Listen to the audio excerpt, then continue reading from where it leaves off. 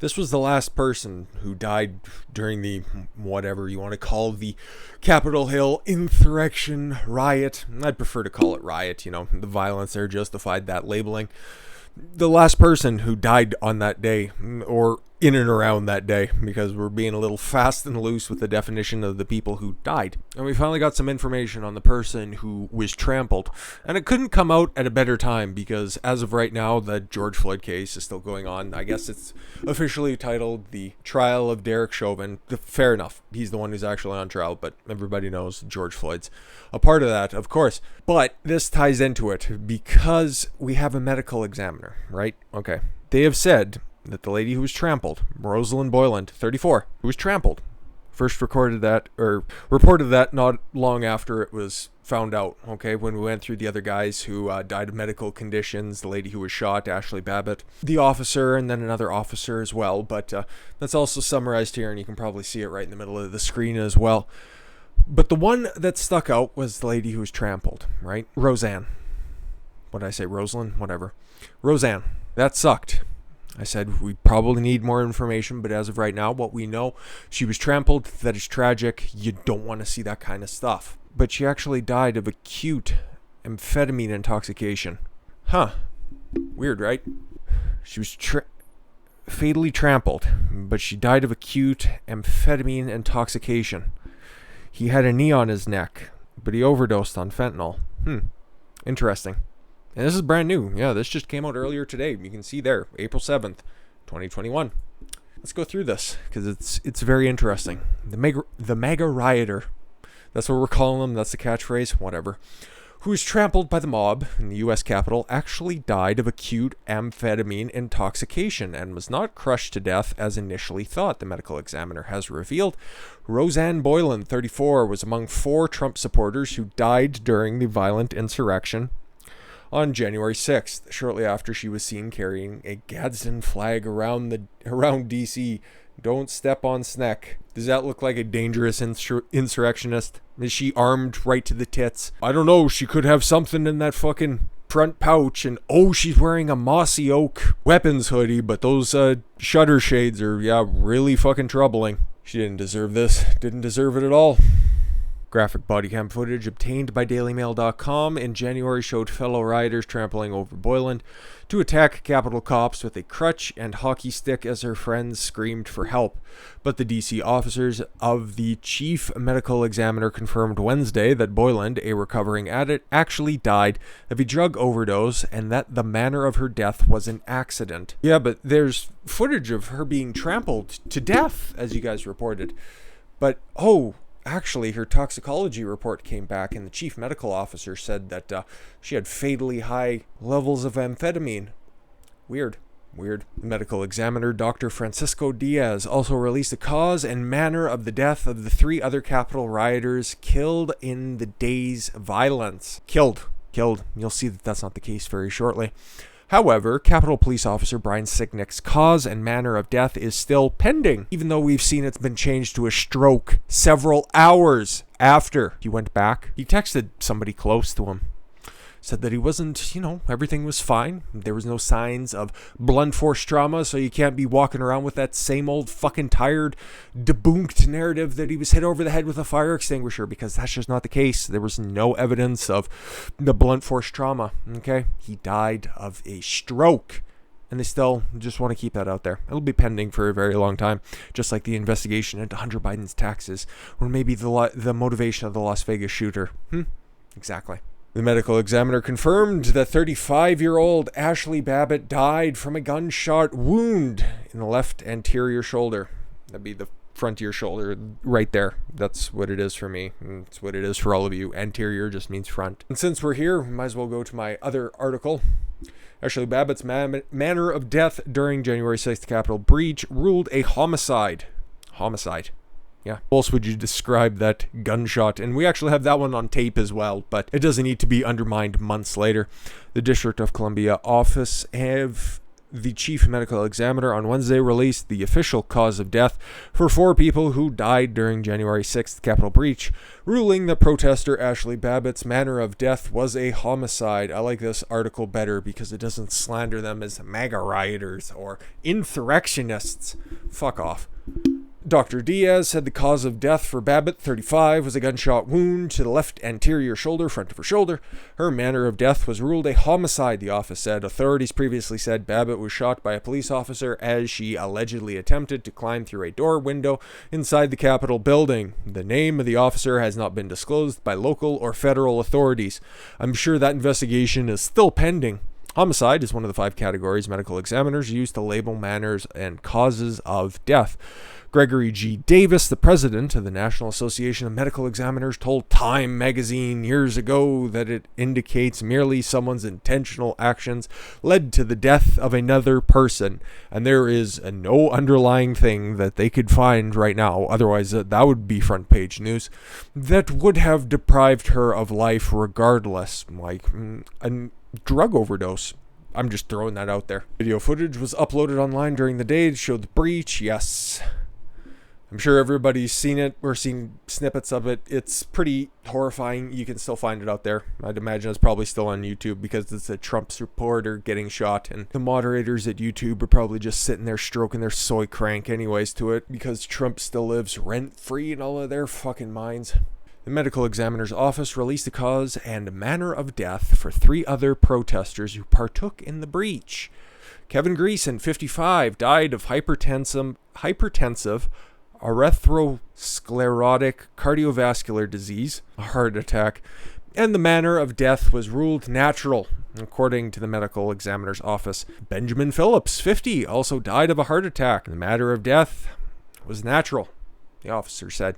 One was parking a van, and the other one was well away of the Capitol building itself, but they died in the vicinity. I guess they were in the same city, so that counts, right? Rosanne Boyland, yes, the one that we just covered as well, and Capitol Police Officer Brian Sicknick, cause and manner of death were not disclosed. I've done enough goddamn videos on him showing that he died of a stroke, and we need not go over that subject again.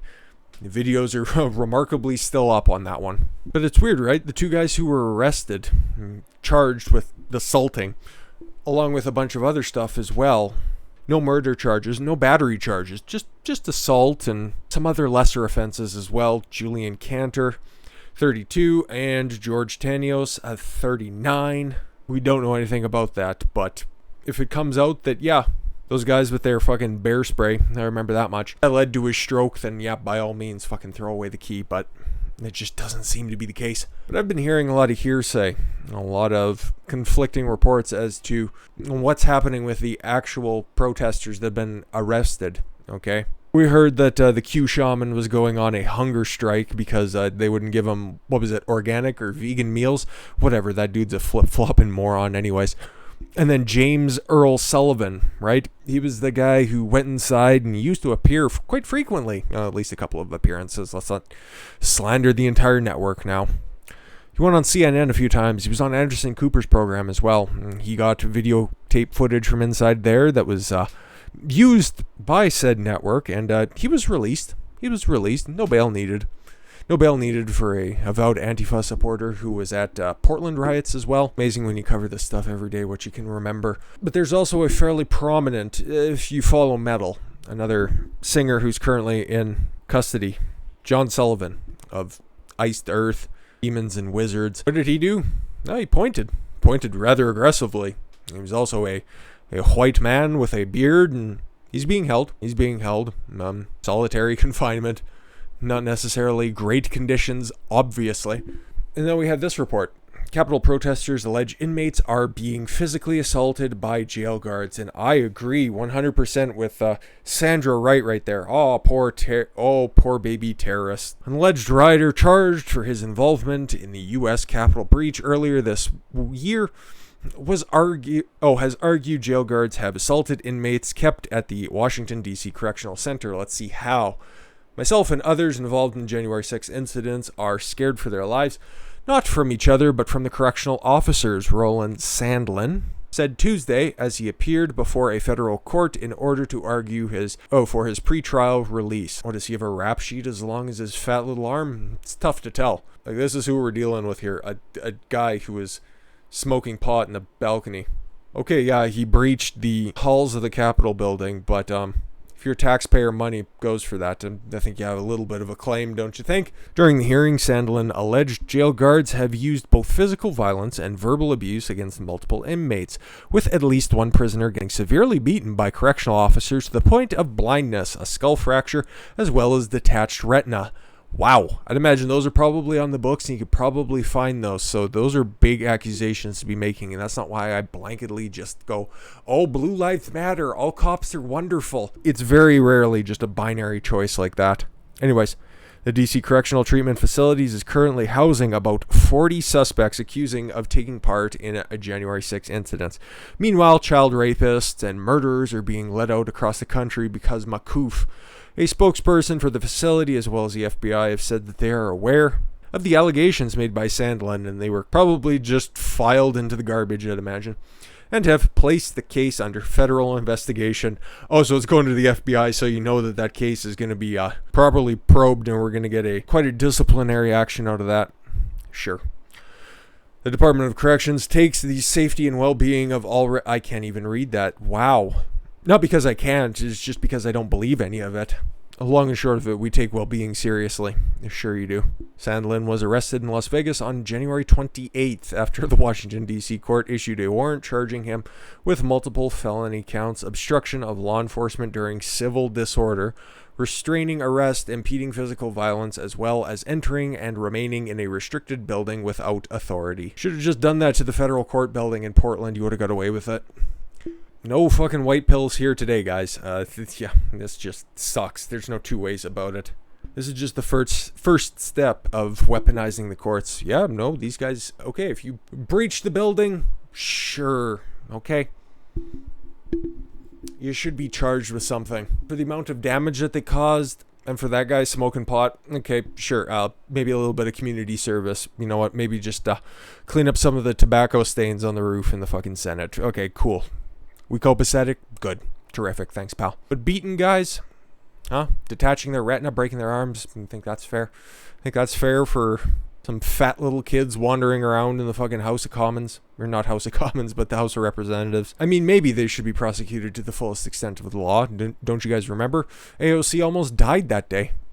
A block and a half away. Ted Cruz almost had her killed, of course, because he objected to the counting of the electoral college votes. All of this shit is patently retarded. But yeah, like I said, this is just the beginning of the weaponization of the courts, because they're going to be going after these guys. Meanwhile, you've seen over the entire summer that people on the other side of the aisle burn down, break windows, smash, kill, murder, rape, do whatever the fuck you want all summer long, face no charges.